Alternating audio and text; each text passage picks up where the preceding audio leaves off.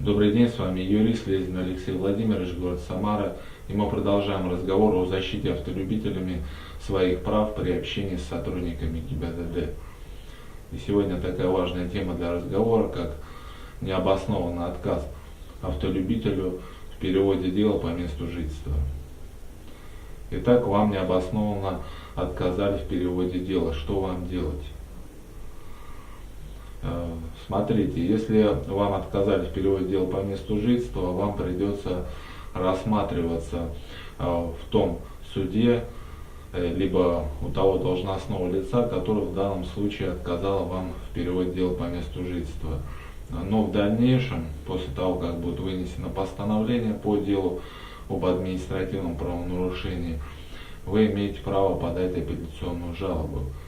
И как раз в такой апелляционной жалобе одним из доводов для отмены постановления по делу об административном правонарушении является отказ вам в переводе дела по месту жительства.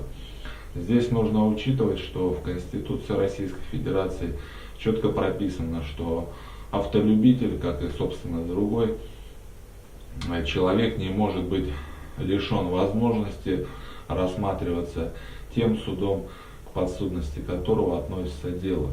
То есть, по сути, правомочным судьей, либо правомочным должностным лицом.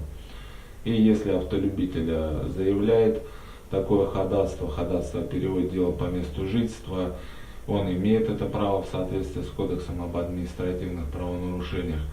Не было со стороны водителя никаких нарушений при заявлении данного ходатайства, никаких злоупотреблений, действительно это было необходимо по делу, то, соответственно, по сути, есть обязанность удовлетворить данное ходатайство.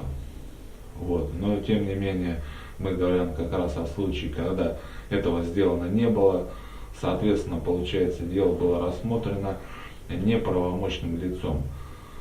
Потому что действительно нужно было удовлетворять ходатайство, и тогда бы совсем другой либо судья, либо непосредственно должностное лицо рассматривали дело, и возможно было совсем бы другое решение принято. Тут же опять же поднимается вопрос, почему автолюбителю было отказано в удовлетворении ходатайства, а в соответствии с Кодексом об административных правонарушениях все сомнения толкуются в пользу автолюбителя. Здесь вам просто нужно грамотно составить апелляционную жалобу, в которой указать все свои доводы, четко сослаться на статью Конституции, сослаться на статью Кодекса об административных правонарушениях, в которых все это прописано, все эти моменты.